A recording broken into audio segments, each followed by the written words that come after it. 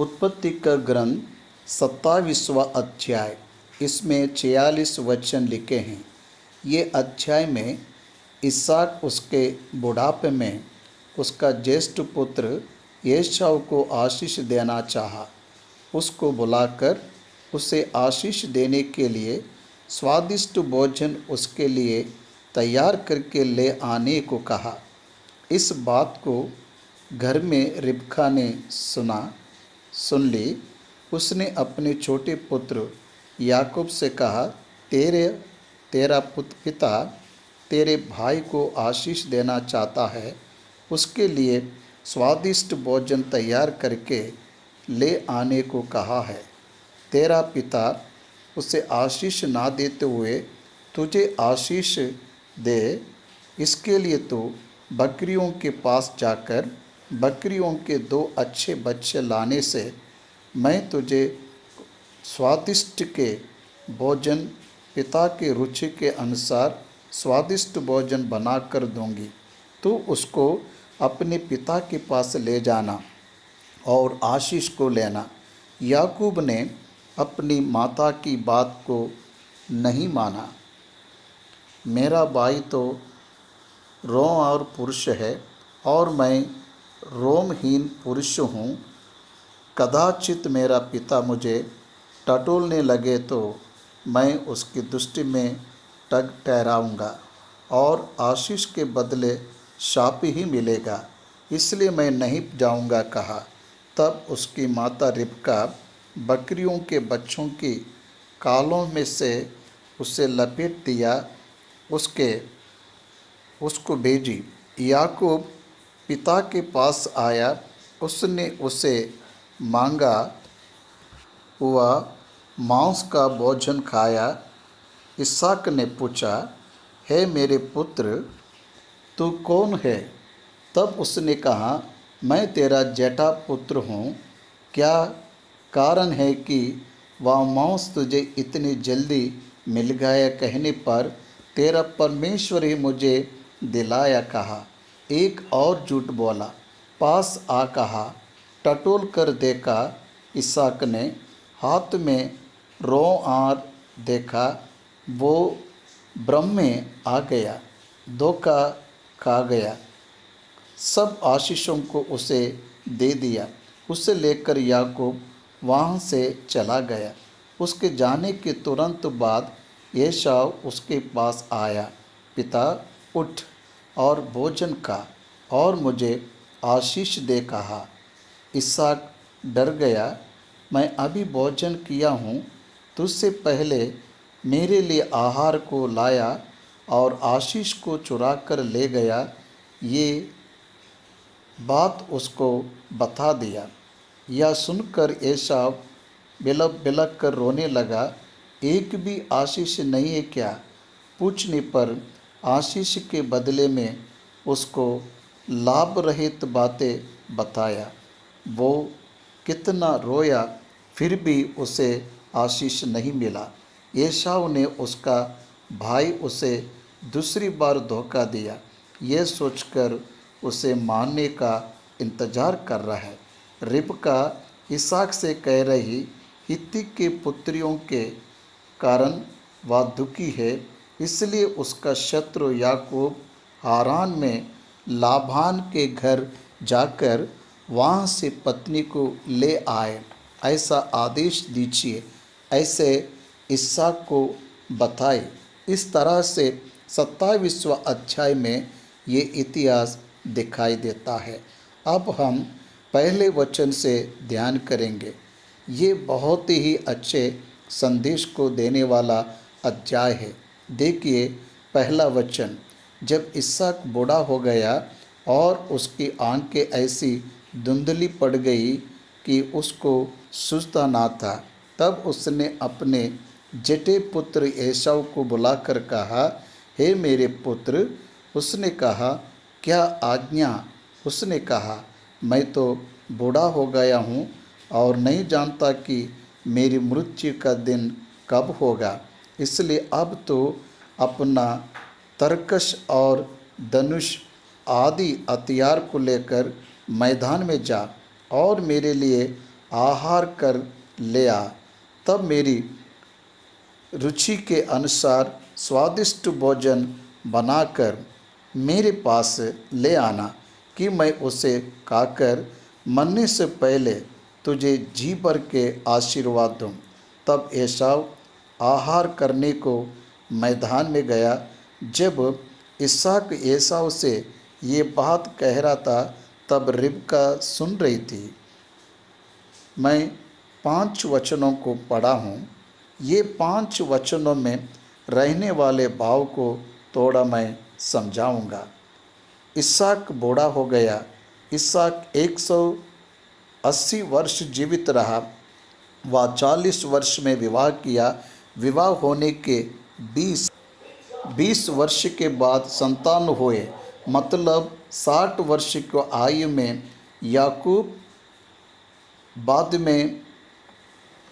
याकूब और एसाव का जन्म हुआ। उसके बाद में जब वह 100 साल का वर्ष का हो गया, तब उसका बड़ा बेटा एसाव ने कनान की लड़कियों में से विवाह किया।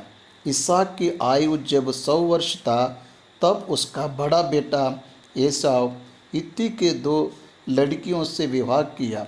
उसके बाद में ये 2 बहुएं इसहाक और रिबका को दुख ही दिए। उसके बाद इस्माइल की मृत्यु 137 वर्ष में हुआ, ऐसा लिखा है। 137 वर्ष में से 14 निकालने से इसहाक 123 वर्ष में उसका भाई इस्माइल अब्राहम और मिस्र की दासी हाजिरा का पुत्र इस्माइल पर गया। इस्माइल मर गया। तब इसहाक को 123 वर्ष थे, तो याकूब और एसाव को 63 वर्ष देखिए। इसहाक विवाह करने के 63 ईयर्स के बाद भी याकूब ने विवाह नहीं किया। इस तरह उस संदर्भ में इसहाक की आयु 123 वर्ष गिना गया। और एक जानकारी दूंगा, सुनिए। याकूब जब मिस्र में गया, उसकी आयु 130 वर्ष थे। याकूब जब मिस्र में गया, उसकी आयु 130 वर्ष थे। वो 100 वर्ष के समय वो जब मिस्र देश में जाने से पहले यूसुफ प्रधानमंत्री होकर 9 वर्ष हुए। इसलिए याकूब को यूसुफ 91 वर्ष में जन्म हुआ, ऐसा हमें समझ आ रहा है। 30 वर्ष में यूसुफ प्रधानमंत्री बना। 9 वर्ष 7 वर्ष अकाल, 2 वर्ष समुद्री मिला, मतलब 39 ईयर्स को निकालने से याकूब के 91 वर्ष में यूसुफ का जन्म हुआ। इसलिए इस्माइल की मृत्यु के समय याकूब की आयु 63 वर्ष है। वो 91 वर्ष में याकूब ने यूसुफ को जन्म दिया। याकूब जब हारान गया, तब वह 78 वर्ष का था। उसने जब उसके पिता को धोखा दिया, तब उसकी आयु 77 टू 78 वर्ष के बीच में है। बहुत ही स्पष्ट रूप से इन बातों को बाइबल हमें याद दिला रहा है। ध्यान दीजिए, इसहाक 180 वर्ष जीवित रहा। इसहाक 180 वर्ष जीवित रहा। मृत्यु को लेकर उसकी सोच आने का क्या कारण है? इसहाक का पिता अब्राहम 175 वर्ष जीवित रहा। 140 वर्ष तक भी नहीं आने वाला इसहाक मृत्यु के बारे में क्यों सोच रहा है? उसके आंखों में आया हुआ धुंधलापन ही इसका कारण हो सकता है। उसके आंखों में से उसे स्पष्ट नहीं दिखाई दे रहा है, इसलिए वह उस तरह सोच रहा होगा। इसहाक उसके बड़े बेटे से अधिक प्रेम किया। उसके छोटे बेटे से अधिक प्रेम किया। रिबका उसके छोटे बेटे से अधिक प्रेम किया। देखिए, एक ही परिवार है, माता पिता उनके बच्चों को समान रूप से प्रेम नहीं कर पाए।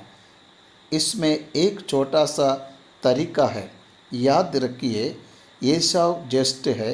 इसहाक आशीष को देने के लिए ज्येष्ठ को ही बुलाया। रिबका याकूब को तैयार कर रही है। इसहाक से रिबका याकूब महान बनाएगा, ये बताए नहीं होगी।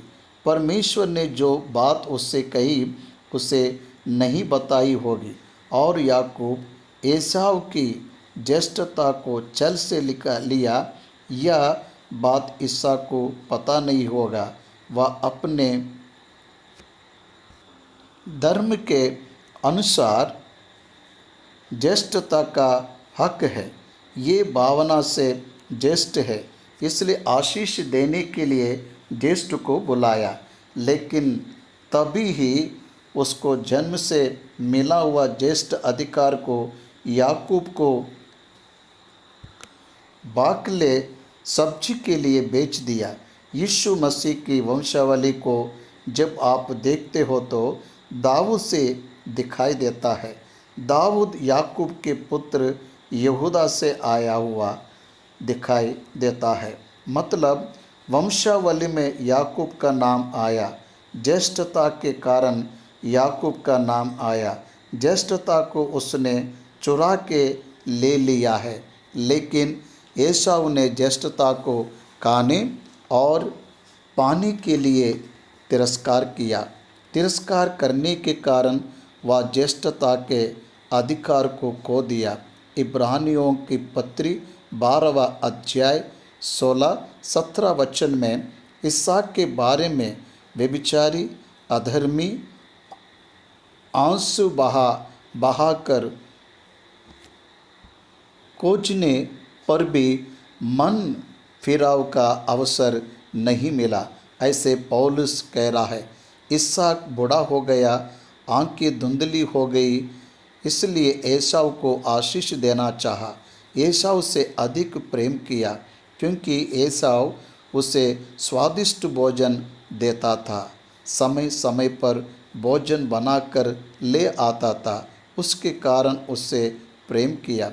उसके बाद उसके दोनों पत्नियां रिबका को दुख दिए, इसलिए रिबका एसाव को आशीष देने के लिए पसंद नहीं कर रही है।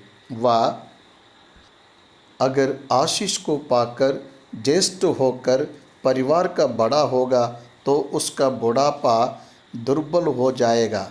इस डर से वह याकूब को बुलाकर उसे प्रोत्साहित कर रही है।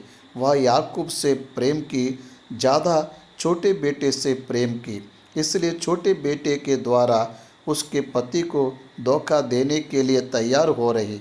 इसलिए ये परिवार को आप देखो, एक में को धोखा देना, एक में को एक्सप्लॉइट करना, एक में से झूठ बोलना, ऐसा परिवार में होने लगा। इसहाक भलाई के अनुभव को रखने वाला व्यक्ति है। मेरे मोरे पर्वत के ऊपर बलि के लिए ले जाने वाला महान इतिहास इसहाक के जीवन में है। बीज बोकर 100% आशीषों को पाने का इतिहास इसहाक के जीवन में है। उसके साथ दुख को दूर करने का, उसके दुख को दूर करने का आध्यात्मिक स्थिति सहायक के जीवन में है। फिर इसके परिवार में के लिए पत्नी पुत्र का उपयोग करना, ये सब बातें देखने से ये परिवार में कमी लग रही है। सांसारिक लोगों के तरह इन्होंने भी व्यवहार किया है, ये कहने में कोई संदेह नहीं है। इसके बाद मेरी मृत्यु के पहले मैं स्वादिष्ट भोजन को खाना चाहता हूँ, उसके बाद मैं उसे खाकर तुझे आशीष दूंगा। वह भोजन ले आया, ऐसे कह रहा है। यहाँ इसहाक भोजन का प्रेमी लग रहा है। आशीष देने और भोजन का क्या संबंध है? आशीष देने के लिए भोजन खाना चाहिए क्या? ज़रूरत नहीं है। इसहाक मांस की अपेक्षा में है, ये हमें समझ में आ रहा है। अब 6वें वचन से हम पढ़ेंगे। इसलिए रिबका ने अपने पुत्र याकूब से कहा, सुन, मैंने तेरे पिता को तेरे भाई एसाव से ये कहते हुए सुना है, तू मेरे लिए आहार करके उसका स्वादिष्ट भोजन बना कि मैं उसे खाकर तुझे यहोवा के आगे मरने से पहले आशीर्वाद दूँ। इसलिए अब हे मेरे पुत्र, मेरी सुन और ये आज्ञा मान। रिबका याकूब को जो संदेश दे रही उसे देखो। मेरी बात सुन, मेरी आज्ञा मान, मैं जो आज्ञा दूँ उसे कर, कह रही है। परमेश्वर से भी ज़्यादा किसी की बात नहीं सुनना चाहिए, ये सत्य वचन हमें बताता है। पिता को धोखा देने के लिए समझाते हुए उससे कह रही है, ये मेरी आज्ञा है, उसे मान। परमेश्वर ने अब्राहम से मेरी आज्ञा मान कहा। इसहाक से परमेश्वर ने मेरी आज्ञा मान कहा है। यहाँ याकूब से माता कह रही है, तू मेरी आज्ञा मान। देखिए कितना अंतर है। धर्म, सत्य और कड़ाई का पालन कर कहने वाली माता वही आध्यात्मिक रूप से विफल होकर उसके पुत्र को विफलता में ले जा रही है। ये विचार करने वाली बात है। 7वें वचन में उसके मृत्यु के पहले स्वादिष्ट भोजन लेकर आ, खाकर आशीष दूंगा कहा। मैंने सुनी। रहस्य से सुनना, दोनों बात करते समय तीसरा व्यक्ति रहस्य में सुनना, रहस्य से सुनने के लिए कान देना, ये परिवार में होना सही नहीं है। ओपन रहना चाहिए। रहस्य में एक में को ना बताते हुए परिवार में मेकअप कर रही है, उस तरह की कल्चर की वृद्धि कर रही है।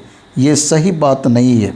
तो बकरियों के पास जाकर बकरियों के 2 अच्छे बच्चे ले आ और मैं तेरे पिता के लिए उसकी रुचि के अनुसार उनके मांस का स्वादिष्ट भोजन बनाऊंगी तेरे पिता के मरने से पहले।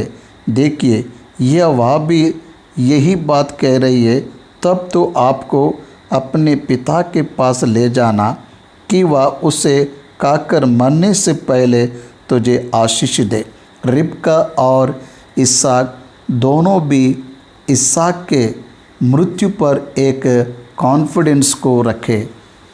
मौत कब होगा उन्हें क्या पता, परमेश्वर को ही पता है।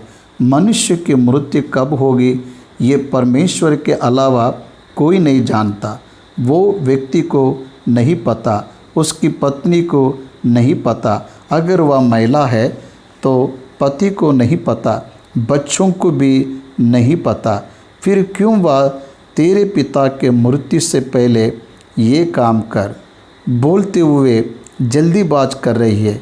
वो कोई बीमारी में भी रह सकता, बुढ़ा के कारण भी वे लोग उस भावना में आ गए होंगे।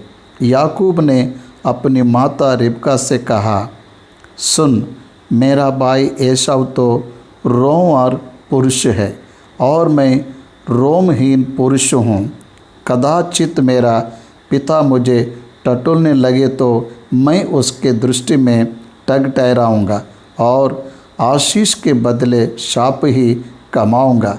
उसकी माता ने उससे कहा, हे मेरे पुत्र, शाप तुझ पर नहीं मुझ पर पड़े।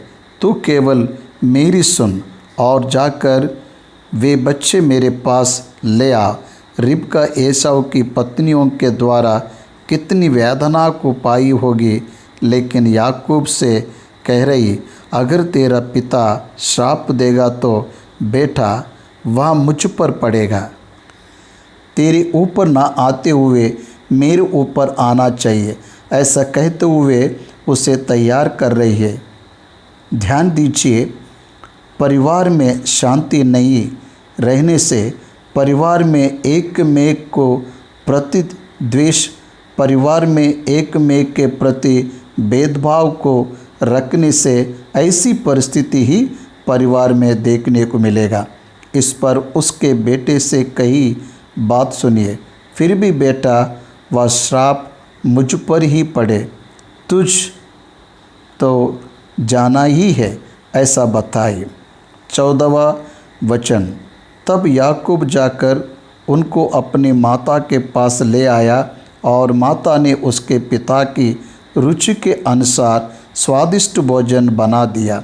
तब रिबका ने अपने पहलौठे पुत्र एसाव के सुंदर वस्त्र जो उसके पास घर में से लेकर अपने छोटे पुत्र याकूब को पहना दिए और बकरियों के बच्चों के कालों को उसके हाथों में और उसके चिकने गले में लपेट दिया और स्वादिष्ट भोजन और अपनी बनाई हुई रोटी भी अपने पुत्र याकूब के हाथों में दे दी। तब वह अपने पिता के पास गया और कहा, हे मेरे पिता। उसने कहा, क्या बात है? हे मेरे पुत्र, तू कौन है? क्योंकि घर में 2 पुत्र रहते हैं, इसलिए इसहाक पूछ रहे, मेरे पुत्र तू कौन है? याकूब ने अपने पिता से कहा, मैं तेरा जटा पुत्र एसाव हूँ। मैंने तेरी आज्ञा के अनुसार किया है, इसलिए उठ और बैठकर मेरे आहार के मांस में से खा कि तू जी से मुझे आशीर्वाद दे। झूठ बोलना प्रारंभ किया। तू कौन है? ये पूछने पर तुरंत तेरा जटा पुत्र एसाव हूँ कहा। दूसरा, मुझे तूने बताया कहा। ये दूसरा झूठ है। बाद में कह रहा है, तू उठ और बैठकर मेरे आहार के मांस में से खाकर।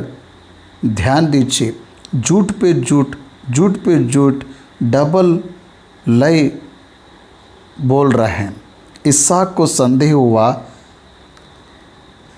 इतने जल्दी कैसे आया? आहार करने जाने वाला इतनी जल्दी नहीं आता, इतने जल्दी कैसा लाया? पूछ रहा है। 20वें वचन में इसहाक ने अपने पुत्र से कहा, हे मेरे पुत्र, क्या कारण है कि वह तुझे इतनी जल्दी मिल गया? How is it that you have found it so quickly? My son, इतनी जल्दी कैसे मिला? पूछने पर और एक झूठ, तीसरी झूठ याकूब बोल रहे हैं। तेरे परमेश्वर यहोवा ने उसको मेरे सामने कर दिया। ध्यान दे रहे हो क्या? ह्यूमन वीकनेस के साथ याकूब खेल रहे। इसहाक परमेश्वर का नाम बताने से ब्लाइंडली विश्वास कर लेता। उसका विश्वास वैसा है। शैतान भी विश्वासी को गुमराह करने के लिए वचन को ही लेता है, वचन को गलत रूप से दिखाने की कोशिश करता। यही बड़ी संकट शैतान के साथ रहता है। इसलिए वचन से ही यीशु मसीह ने जवाब दिया, क्योंकि शैतान वचन के द्वारा ही परीक्षा में डालता है। यहाँ पर भी याकूब वचन के द्वारा ही जवाब दे रहा है। तेरे परमेश्वर ने उसके मेरे सामने कर दिया। देखिए, ईजी टू बिलीव। उस दिन इसहाक ने सरल रूप से विश्वास किया, क्योंकि उसने परमेश्वर का नाम लिया। आज भी बहुत से लोग परमेश्वर के नाम से धोखा देते हैं। आशीष परमेश्वर के बरसाए जाएंगे, वह आशीष उनके द्वारा ही बरसेगा, ऐसा बताकर उनका पेट भरने वाले आजकल बहुत से लोग हैं। याकूब जब तेरा परमेश्वर यहोवा मेरे सामने लाया कहा, तब इसहाक सावधानी से निकट आ कहा। फिर इसहाक ने याकूब से कहा, हे मेरे पुत्र, निकट आ, मैं तुझे टटोल कर जानूं कि तू सचमुच मेरा पुत्र एसाव है कि नहीं। इतना बुद्धिमान है, उसने अपनी माता से पहले ही कहा। पिता को आंखें नहीं दिखते, इसलिए वह टटोल कर देखेगा, ये उनकी आदत है। टटोल कर देखने से मेरा सच बाहर आएगा। पहले ही कहा। उसके अनुकूल रिबका ने उसे तैयार करके बेची। एसाव सोचकर यहाँ याकूब को आशीर्वाद इसहाक दे रहा है। याकूब को आशीर्वाद इसहाक दे रहा है। निकट आ कहा। याकूब निकट आ गया, उसने टटोल कर देखा, बोला तो याकूब से हे, पर हाथ तो एसाव ही के से जान पड़े। तब इसहाक ने कहा, बोल तो याकूब के से, आवाज़ तो याकूब के से हैं, पर हाथ तो एसाव के से जैसा जान पड़ते हैं। आधा पहचान लिया, आधा उसने नहीं पहचाना। आवाज़ से पहचान लिया, पर हाथ के रोंवार से नहीं पहचान पाया। आज बहुत से मसीह लोग हाफ ट्रूथ ऑफ लाइफ के आधार पर जीवन जी रहा है, इसलिए वे लोग गिर गए। वचन के परिपूर्ण सच्चाई को जाने बिना शरीर की इच्छा के लिए बहुत से लोग भाग रहे हैं। बोल याकूब का लग रहा है, हाथ एसाव का लग रहा है, तो और दो प्रश्नों को पूछकर टटोल सकता था। इसहाक ने परीक्षा नहीं लिया, उसे आशीष दे रहा है, देखेंगे कैसे। और उसने उसको नहीं पहचाना, क्योंकि उसके हाथ उसके भाई के से रोंवार थे, अतः उसने उसको आशीर्वाद दिया। बोल को पहचान लिया, ऊपर के वेश को देखकर वह नहीं पहचाना पाया। उसने पूछा, क्या सचमुच तो मेरा पुत्र एसाव है? याकूब ने कहा, हाँ मैं ही हूँ। यहाँ एक और झूठ बोल रहा है, मैं एसाव हो बोल रहा है। तब उसने कहा, भोजन को मेरे निकट ले आ कि मैं अपने पुत्र के आहार के मांस में से खाकर तुझे जी से आशीर्वाद दूँ। तब वह उसको उसके निकट ले आया और उसने खाया, और वह उसके पास दाखमधु भी पी लिया और उसने पिया। इसहाक भोजन का प्रेमी है, अच्छे से भोजन किया, दाखमधु पिया। तब उसके पिता इसहाक ने उससे कहा है, हे मेरे पुत्र, निकट आकर मुझे चूम। उसने निकट जाकर उसको चूमा। देखिए, यीशु मसीह प्रभु को यहूदा ने पकड़वाने के लिए चूमा, धोखा देने के लिए चूमा। यहाँ पर भी याकूब अपने पिता इसहाक को झूठ बोलकर धोखा देते हुए चूमा। उसने निकट जाकर उसको चूमा और उसने उसके वस्त्रों के सुगंध को पाया। रिबका बुद्धिमान है, इसलिए वस्त्रों के सुगंध को देख रहा है। एसाव अच्छा सेंट लगाने वाला होगा। कुछ लोगों को ब्रांडेड सेंट लगाने की आदत रहती है। एक एक ब्रांड को एक एक व्यक्ति उसे ही लगाते हैं। उसी तरह एसाव भी श्रेष्ठ इत्र को लगाता होगा। इसहाक उसके वस्त्रों के सुगंध को पाकर और ज़्यादा धोखा खाया।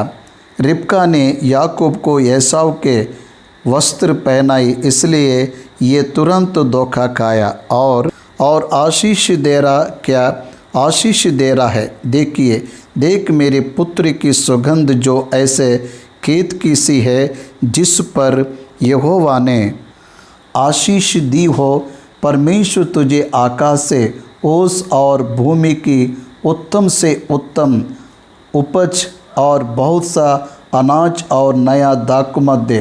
राज्य राज्य के लोग तेरे अधीन हो और देश देश के लोग तुझे दंडवत करे। तू अपने भाइयों का स्वामी हो और तेरी माता के पुत्र तुझे दंडवत करे। जो तुझे शाप दे वे आप ही शापित होंगे और जो तुझे आशीर्वाद दे वे आशीष पाए। जैसे ही ये आशीर्वाद इसहाक याकूब को दे चुका और याकूब अपने पिता इसहाक के सामने से निकल ही था कि एसाव आहार को लेकर आ पहुंचा। यहाँ पर इन आशीषों को आप एक बार देखिए, कितने मधुर आशीष है, गंभीर आशीष है। आकाश से ओस और भूमि की उत्तम उपज, ज्येष्ठता में रहने वाली महान आशीष यहाँ पर याकूब ले रहा है। परमेश्वर ही तुझे ये अनुग्रह करेगा कह रहा है। एक बार याकूब का इतिहास आपको पता है तो सोचिए, ये आशीष को वह कब पाया? 20 वर्ष आरान में, पहले के 20 वर्ष लाबान के पास रहा, उसके बाद और 20 वर्ष लाबान के लिए उसने काम किया। जब आरान में वह 40 वर्ष था तब उसकी कमाई को 10 बार बदल गया। उसके साथ राहेल को देने का वाचा बांधकर लिया को दिया। लिया के लिए 7 वर्ष, राहेल के लिए 7 वर्ष, बच्चों के लिए 6 वर्ष, 20 वर्ष वहाँ रहा गया। लाबान के घर में 20 वर्ष और बाहर 20 वर्ष, लगभग 40 वर्ष जब हारान में वहाँ रहा, तब ये कोई भी आशीष उसके पास नहीं आए। इस तरह भूमि की उपज तो उसे नहीं मिला। उसके बाद उसके जीवन को जब आप देखते हैं तो 130 वर्ष में वह मिस्र गया। उसके पहले के 20 वर्ष यूसुफ के लिए दुखी था, अपने देश में अकाल का अनुभव किया, इसलिए ये आशीष पिता ने उसे दिया। लेकिन याकूब के जीवन में उसने इसे अनुभव किया, देखने से इसमें संदेह है। इसलिए आशीष चुराने से नहीं मिलता। मनुष्य के आशीष नहीं है, परमेश्वर की आशीष ही सच्ची आशीष है। इसलिए जब हम यहाँ देखते हैं तो माता पिता जो आशीष देते उसका जब परमेश्वर सहमति देता है तभी वह आशीष पूरा होता है। परमेश्वर की आशीष ही सच्ची आशीष होती है। इसलिए वह एक रिवाज है, एक आदत ही है और कुछ नहीं है। कोई भी व्यक्ति को परमेश्वरी आशीष देना चाहिए। परमेश्वर की तैयारी में धोखा देने वाला याकूब उसको इस्राएल में बदलकर उसने उसके वंश में से यीशु मसीह को ले आया। ऐसी योजना को रखा और उसे ही वह पूरा कर रहा है। याकूब अपने जीवन में भक्ति के साथ कम वर्ष रहा, केवल 57 वर्ष ही रहा। याकूब यूसुफ के जन्म होने के बाद महानमय में भक्ति में नहीं था। इस्राएल में बदलने के बाद वह बहुत कम समय जिया। उसके 147 वर्ष में आधा भी नहीं है। इसलिए फिरौन के पास याकूब ने उस तरह से बताया, मेरे जीने के वर्ष अधिक है लेकिन जीवन जीने का वर्ष उतने नहीं है, बहुत ही कम है। मेरे पितरों से बहुत कम मैं जिया हूँ, ऐसा बताया। भाइयों और बहनों, ये आशीष ज्येष्ठ आशीष है। इसमें 29वें वचन में देखिए, राज्य राज्य के लोग तेरे अधीन हो, उसे उसके पुत्र के जीवन में पूरा किया। देश देश के लोग तुझे दंडवत करेंगे, तू अपने भाइयों का स्वामी होगा। तेरी माता के पुत्र तुझे दंडवत करेंगे। जो तुझे श्राप दे वे आप ही श्रापित होंगे, जो तुझे आशीर्वाद दे वे आशीष पाएंगे। साधारण रूप से पिता अपने पुत्र को जो आशीष देता है वह सब आशीषों को देता जा रहा है। इसहाक याकूब को आशीष दे चुका और याकूब निकल गया। तब इसहाक उसी क्षण में अंदर आया। तब वह भी स्वादिष्ट भोजन बनाकर अपने पिता के पास ले आया और उससे कहा, हे मेरे पिता, उठकर अपने पुत्र के आहार का मांस खा, ताकि मुझे जी से आशीर्वाद दे। उसके पिता इसहाक ने पूछा, तू कौन है? उसने कहा, मैं तेरा जटा पुत्र एसाव हूँ। देखिए, याकूब के जाने के बाद एसाव स्वादिष्ट भोजन को लेकर इसहाक के पास आया है। मेरे पिता, हे मेरे पिता, उठकर अपने पुत्र को आशीष दे कहने पर तू कौन है? पूछने पर एसाव ने कहा, मैं तेरा जटा पुत्र एसाव हूँ। तब इसहाक ने तर तर काँपते हुए कहा, फिर वह कौन था जो आहार करके मेरे पास ले आया था, और मैंने तेरे आने से पहले सब में से कुछ कुछ सा लिया और उसको आशीर्वाद दिया। अब उसको आशीष लगी भी रहेगी। तेरे आने से पहले मुझे किसी ने भोजन दिया मुझे नहीं पता, पर मैंने आशीष दे दिया। वह आशीष है, उसमें बदलाव नहीं है। कहा 34वां वचन। अपने पिता की ये बात सुनते ही एसाव ने अत्यंत ऊंचे और दुख भरे स्वर से चिल्लाकर अपने पिता से कहा, हे मेरे पिता, मुझको भी आशीर्वाद दे। उसने कहा, तेरा भाई धोखा से आया और तेरे आशीर्वाद को लेकर चल गया। अब एसाव ने कहा, क्या उसका नाम याकूब यथार्थ नहीं रखा गया? उसने मुझे 2 बार अड़ंगा मारा, धोखा दिया। मेरा पहलौठे का अधिकार तो उसने ले ही लिया था, और अब देख उसने मेरा आशीर्वाद भी ले लिया। फिर कहा, क्या तूने मेरे लिए भी कोई आशीर्वाद नहीं सोच रखा है? उस प्रश्न के बारे में एक बार सोचिए। एसाव बाद में आंसू बहाने पर भी एक आशीष नहीं मिला, एक आशीष भी नहीं रखा। पूछने पर एक आशीष भी नहीं रखा। मुझे आशीर्वाद दे पिता कहकर विनती किया, पर उसे एक आशीष भी नहीं मिला। इसहाक ने एसाव को उत्तर देकर कहा, सुन, मैंने उसको तेरा स्वामी ठहराया और उसके सब भाइयों को उसके अधीन कर दिया, और अनाज और नया दाखमधु देकर उनको पुष्ट किया है। इसलिए अब हे मेरे पुत्र, मैं तेरे लिए क्या करूं?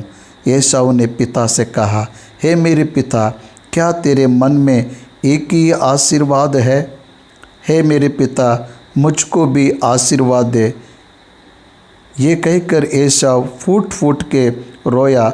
उसके पिता इसहाक ने उससे कहा, सुन, तेरा निवास उपजाऊ भूमि से दूर हो और ऊपर से आकाश की ओस उस पर ना पड़े। देखिए, आशीष मांगने से शाप मिल रहा है। भाइयों और बहनों, आशीष पाने के लिए पहले अगर आप अपने जीवन को सही नहीं रखेंगे तो परमेश्वर की उपस्थिति में आशीष के स्थान पर आदम के पाप के कारण आए हुए संकट को ही अनुभव करना पड़ेगा। ये निश्चय हमें समझना है। उद्धार ना पाने वालों के जीवन में आदम के पाप के कारण आए हुए परिणामों को भुगतना पड़ेगा। ऐसे वचन हमें स्मरण कराता है। तो अपने तलवार के बल से जीवित रहेगा और अपने भाई के अधीन होगा, पर जब तो स्वाधीन हो जाएगा तब उसके जुए को अपने कंधे पर से तोड़ फेंकेगा। एसाव ने तो याकूब से अपने पिता के दिए हुए आशीर्वाद के कारण भय रखा। एसाव अविश्वासी है। एसाव परमेश्वर के विपरीत सोच को रखने वाला व्यक्ति है। एसाव भ्रष्ट और एसाव व्यभिचारी है, ऐसा वचन हमें बताता है। भय रखा, वह रखकर उसे मारने का सोच रहा है। उसने सोचा, मेरे पिता के अंतकाल का दिन निकट है, फिर मैं अपने भाई याकूब को घात करूँगा। बाइबल ग्रंथ में सबसे पहली मौत को आदम के पुत्र हाबिल ने पाया। किसके हाथों से मारा गया? हाबिल उसके भाई कैन के हाथों से मारा गया। सबसे पहली मौत एक भाई अपने भाई को मारने के कारण हुआ। बैर रखा, घृणा किया, द्वेष रखा। कैन ने हत्या किया। कैन के इतिहास को एसाव जानता था। यहाँ पर भाई को मारने की योजना कर रहा है। परमेश्वर का वचन क्या बता रहा है? द्रोही कहने वाला नरहत्या करने वाले के समान है। ऐसा यीशु मसीह ने पहाड़ पर उपदेश करते समय बताया। इसलिए सोच में और बातों में भी भाई से द्वेष नहीं करना चाहिए, प्रेम करना चाहिए, ऐसा वचन बताता है। लेकिन एसाव अपने भाई याकूब से बैर रखा और उसे मारने के लिए देख रखा। जब रिबका को उसके पहलोटे का पुत्र एसाव की ये बातें बताई गई, तब उसने अपने छोटे पुत्र याकूब को बुलाकर कहा, सुन, तेरा भाई एसाव तुझे घात करने के लिए अपने मन में धीरज रखे हुए हैं। इसलिए अब है मेरे पुत्र, मेरे सुन और हारान को मेरे भाई लाबान के पास भाग जा और थोड़े दिन तक, अर्थात जब तक तेरे भाई का क्रोध ना उतरे तब तक उसी के पास रहना। फिर जब तेरे भाई का क्रोध तुझ पर से उतरे और जो काम तूने उससे किया है उसको वह भूल जाए, तब मैं तुझे वहाँ से बुलवा भेजूँगी। ऐसा क्यों हो कि एक ही दिन में मुझे तुम दोनों से रहित होना पड़े। उसका पति मरने से उसी दिन तेरा भाई तुझे मारने से एक ही में मैं दो लोगों को कैसे कहूँगी? ध्यान दीजिए, इसलिए दोनों को मैं एक दिन नहीं कहूँगी। तू मेरे भाई लाबान के घर हारान में जा, वहाँ से तेरे लौट आने तक तेरे भाई का क्रोध शांत होगा, ऐसा मुझे लग रहा है। ऐसा उसे बता रही है। 40वें वचन में रिबका प्लान कर रही, योजना बना रही, किसी भी तरह याकूब को उसके भाई लाबान के घर में बेचकर वहाँ से एक लड़की से ब्याह करके आए, ऐसा वो योजना कर रही है। वह अपनी बात को अपने पति के द्वारा बोलने लगाई। वही 46वें वचन में दिख रहा है। फिर रिबका ने इसहाक से कहा, हित्ती लड़कियों के कारण मैं अपने प्राण से हीन करती हूँ, इसलिए यदि ऐसी हित्ती लड़कियों में से जैसा इस देश की लड़कियां हैं, याकूब भी एक से कहीं विवाह कर ले तो मेरे जीवन में क्या लाभ होगा? एक प्रश्न उसके सामने रखी। इसहाक उसके प्रश्न पर विचार कर बेटर सोर्स जहाँ है वहाँ भेजेगा। रिबका को यह बात पता है। रिबका बुद्धिमान है।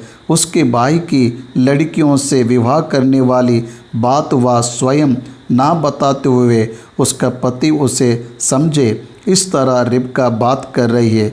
रिबका टू इंटेलिजेंट है, बहुत बुद्धिमान है। इस वचन के पास हम इस अध्याय को समाप्त कर रहे हैं।